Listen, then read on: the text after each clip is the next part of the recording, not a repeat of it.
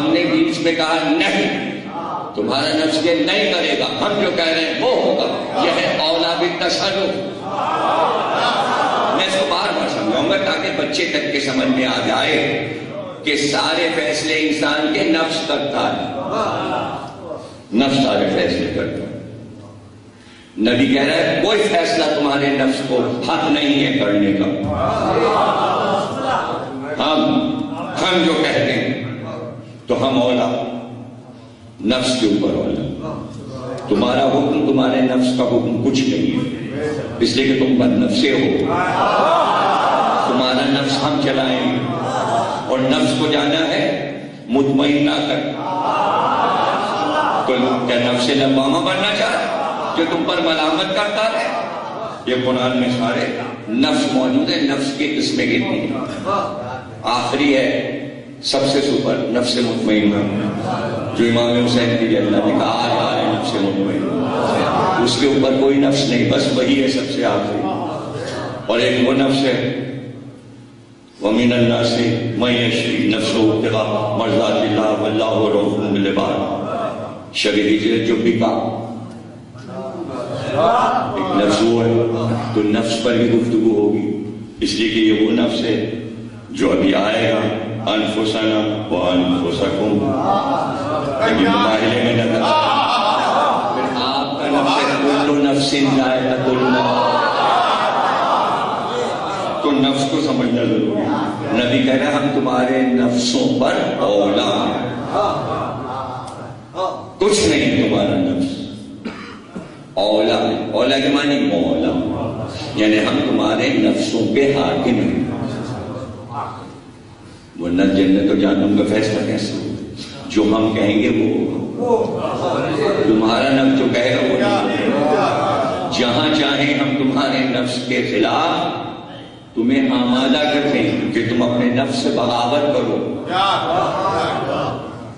نفس کچھ بھی کہتا ہے بغاوت کرو نفس سے، نفس سے کہہ دو نہیں مانیں گے تیرا کہا، ہم وہ مانیں گے جو نبی کہہ رہا ہے، جو نبی کہہ رہا ہے۔ کربلا کا واقعہ ابھی میں صاحب نہیں پڑھا، پورا واقعہ کہہ رہا نفسوں کی لڑائی ہے نا۔ امام حسین نے کہا وہ آئے جو گھر لٹوائے اور سر کٹوائے، تو ان کے نفس تو کہہ رہے تھے حکومت لو، منسٹری لو، پیسے لو۔ حسین کہہ رہے تھے ہم تمہارے نفسوں پہ اولا ہیں، جو ہم کہہ رہے ہیں وہ کرنا ہے۔ جن جن نے مانا وہ آ گئے، وہ حبیب تھے، زہیر تھے، آخر میں حکم بھی آ گیا۔ وہ جان رہے تھے ہماری نفس کی حکومت حسین کے پاس ہے، ہم خود اپنے نفس کے مالک نہیں ہیں، تو 72 آ گئے۔ لوگ کہتے 72 سے زیادہ کیوں نہیں تھے؟ ارے وہ اپنے نفس کو حاکم بنائے بیٹھے تھے، وہ کیسے آئے؟ وہ کیوں؟ نبی نے پوچھا میں تمہارے نفسوں پر اولا ہوں؟ سب نے کہا بے شک بے شک آپ اولا ہیں، یعنی آپ مولا ہیں۔ تو پھر کیا کہا کہ تمہارے نفسوں کا مولا میں ہوں، تو آج سے جس کا مولا میں اس کا علی ہوں۔ اس میں حکومت کہاں ہے، اس میں تخت و تاج کہاں ہے؟ یہ بات میں آنے والی تقریروں میں سمجھاؤں گا کہ اگر یہ اعلان کرتے کہ ہم نے حکومت بنائی ہے، مسلمانوں کے دماغوں میں خناس قرآن پورا پڑھا ہی نہیں مسلمانوں کے فرقوں کے علماء نے، کہاں قرآن میں یہ لکھا ہے کہ محمد نے ایک حکومت بنائی تھی، اس حکومت کا نام عرب ہے اور اس کا دارالحکومت مدینہ تھا، اور سرکار بادشاہ تھے اور وہ اس سر کے تاج رکھ کے تخت پہ بیٹھتے تھے اور اکڑ اکڑ کے فیصلے کرتے تھے، اس کو پھانسی دے دو، اس کو یہ کر دو، اس کو وہ کر دو۔ یہ کہاں لکھا؟ کیا ایسا سرکار نے کیا؟ کہاں لکھا؟ کوئی فوج بنائی ہو، کوئی منسٹری بنائی ہو، تنخواہیں ہو، کچھ بھی نہیں۔ کہاں حکومت؟ تو جب حکومت ہے اور بنائی نہیں تو یہ کیسے اعلان ہوگا کہ اس پوری مملکت کا راجا اور بادشاہ علی؟ اچھا چلیے، اگر کوئی کہتا ہے فرض کیجیے جھوٹ بولتا ہے اور ہم اس کے جھوٹ کو قبول کر لیں کہ عرب ایک ملک تھا، اس ملک کے بادشاہ محمد تھے، دارالحکومت مدینہ تھا. چلیے مان لیا.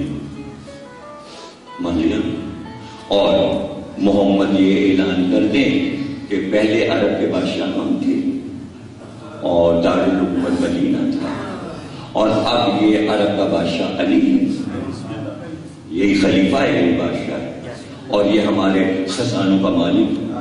جتنا خزانہ ہم نے جمع کیا ہے بادشاہی میں اس سب کا مالک علی ہے، یہ تمہارے اوپر حکومت کرے گا. فرض کیجیے یہ ہو گیا تو کیا ہو گیا؟ ہو ہی نہیں سکتا تھا. کیوں نہیں ہو سکتا تھا؟ منہ نہ تکیے، سوچیے نہ، ذہن دوڑائیے، اس لیے کہ اللہ اگر ایسا کروا دیتا تو آج تک انگریز یہودی لکھ رکھا تھا. ہاں وہ عرب میں نبی بن کے آئے تھے اور وہیں مر گئے مدینے میں. ہاں جو مسلمانوں کے نبی ہیں اور عرب والوں کے نبی ہیں، اور اپنا خلیفہ دیا اسی کو انہی عربوں پہ بنا گئے. رحمت للعالمین، ہم نے آپ کو عالمین کے رحمت بنا کے بھیجا. آپ نبی عرب والوں کے لیے بن کے نہیں آئے. جہاں جہاں انسان بستے ہیں ہر ملک کے آپ نبی ہیں، تو علی عرب کے مولا نہیں بنائے گئے،